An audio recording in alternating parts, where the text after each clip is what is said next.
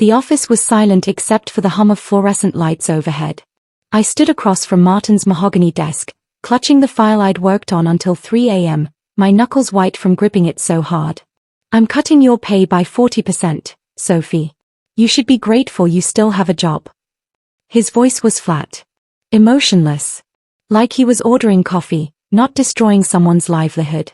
That moment, that single sentence, became the earthquake that would eventually reshape both our lives.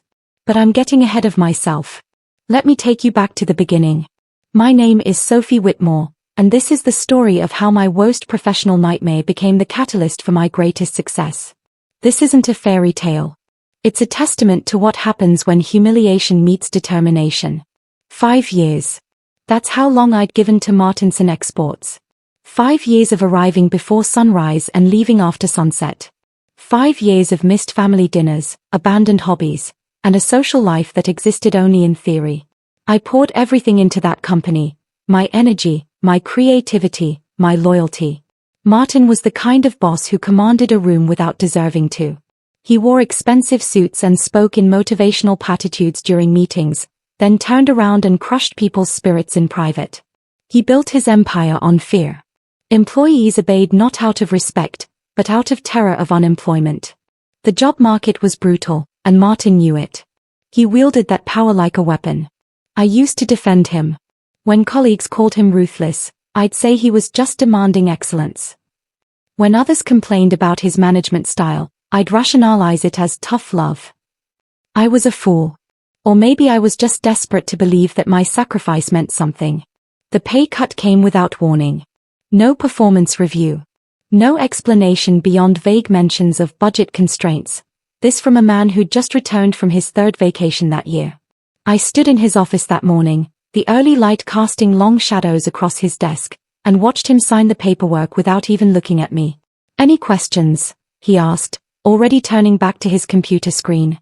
I had 1,000 questions. Why me? What did I do wrong? How am I supposed to pay my rent?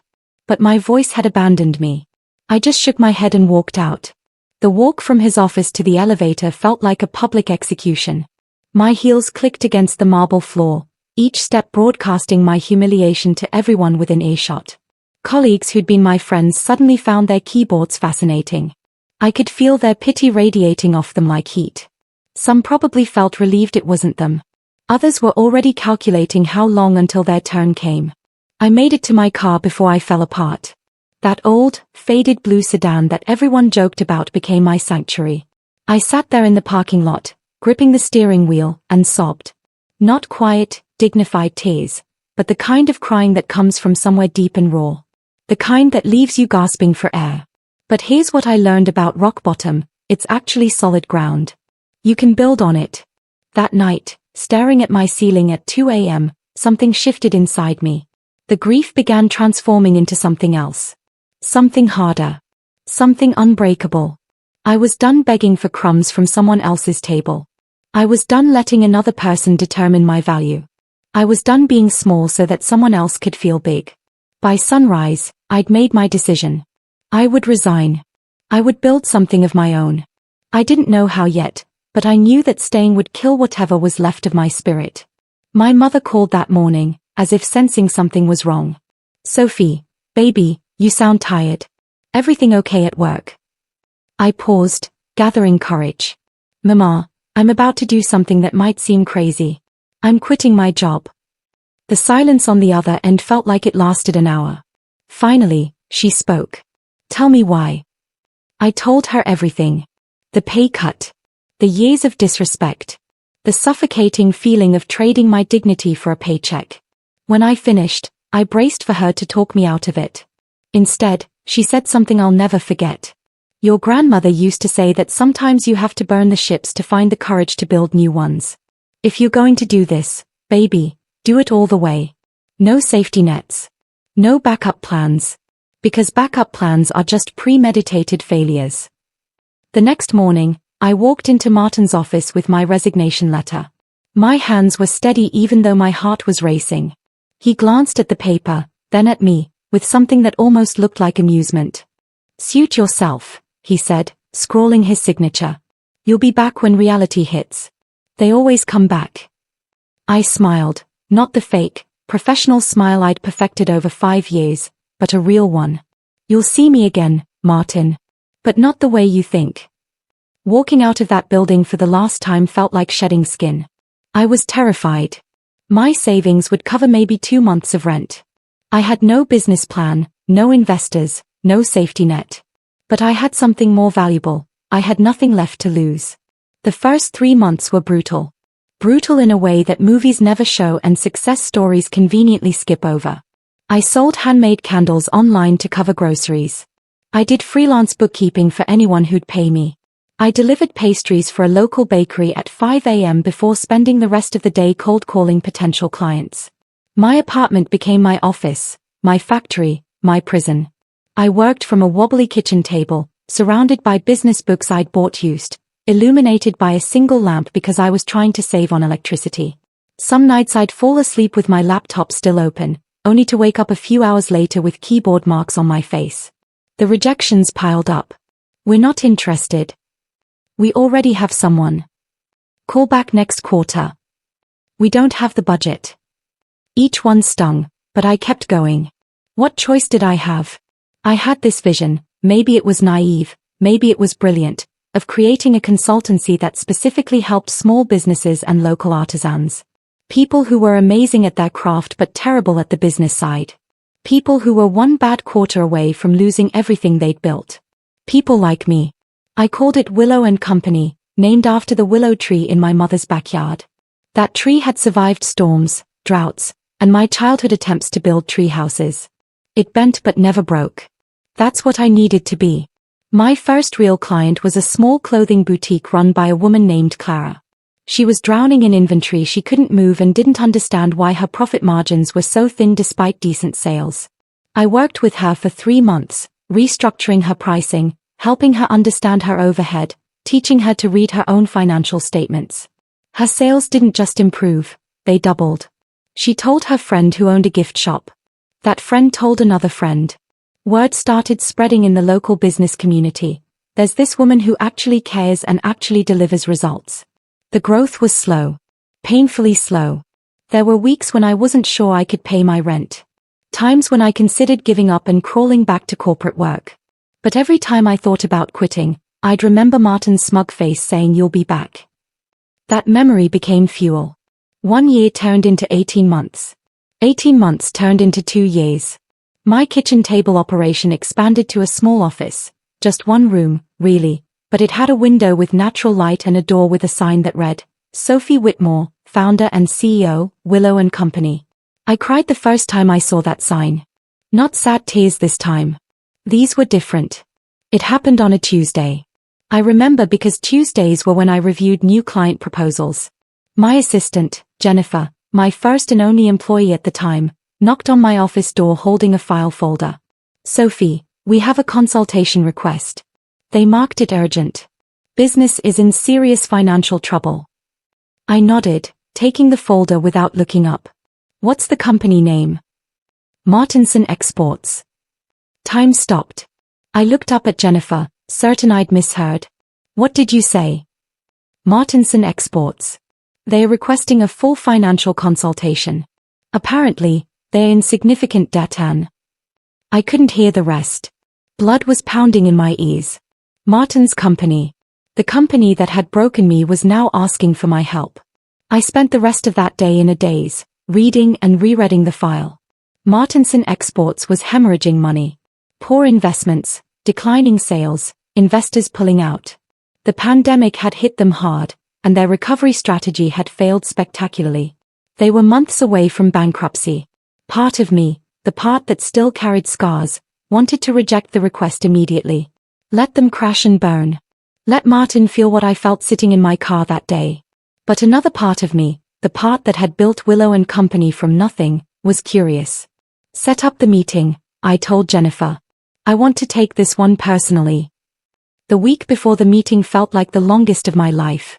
I prepared obsessively, analyzing every financial document they'd submitted. Not because I needed to impress them, but because I needed to be in complete control when I walked into that room. The day arrived. I chose my outfit carefully, a navy suit that meant business, heels that made me feel powerful, minimal jewelry.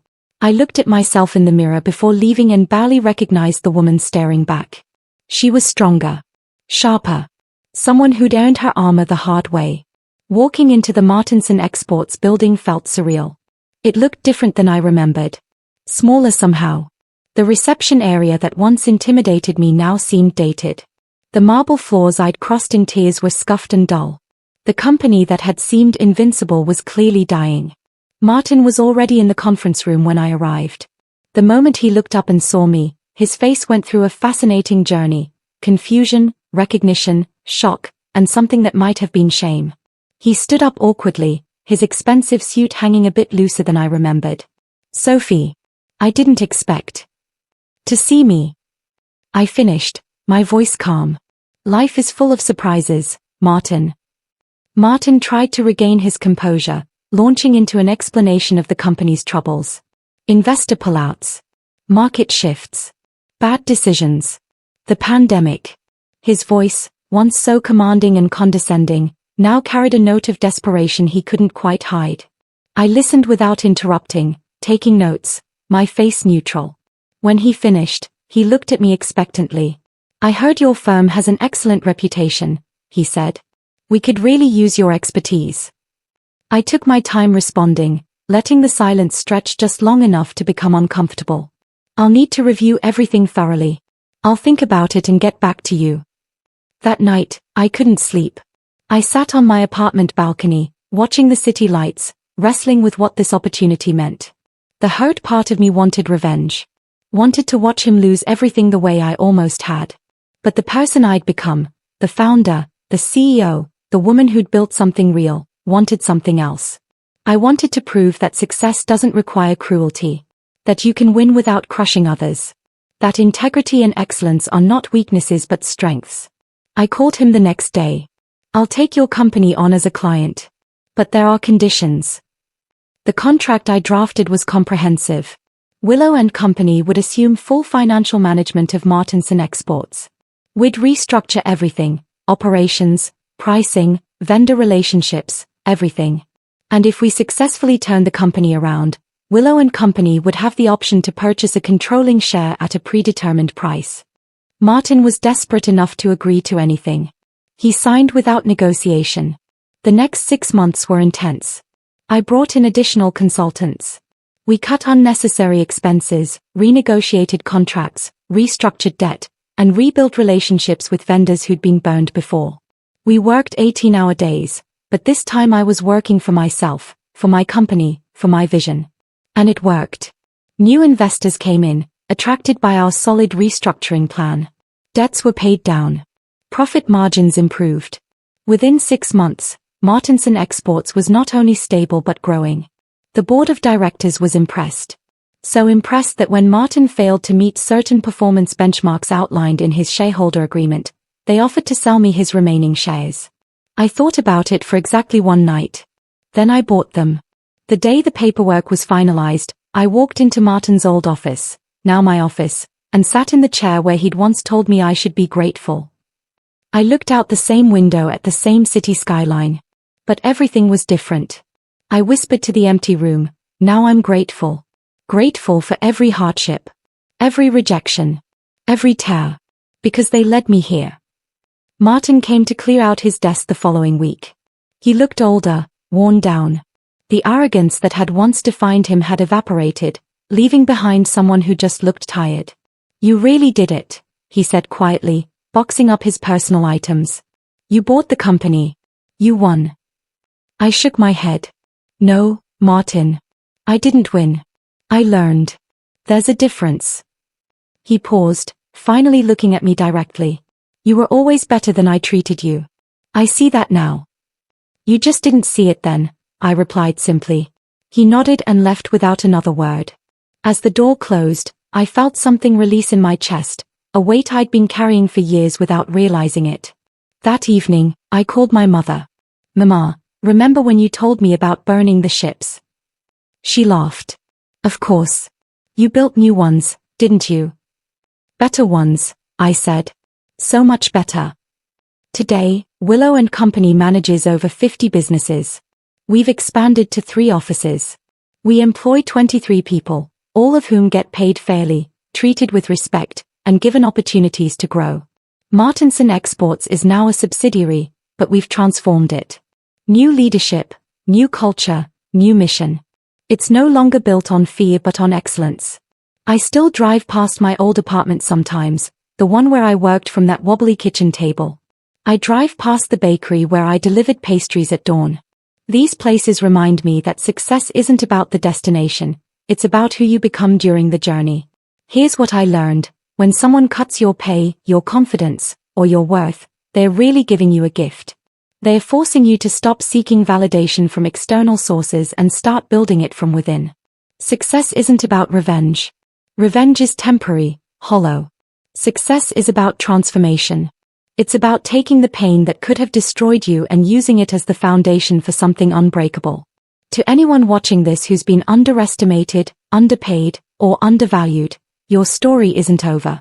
That moment of humiliation you're experiencing right now?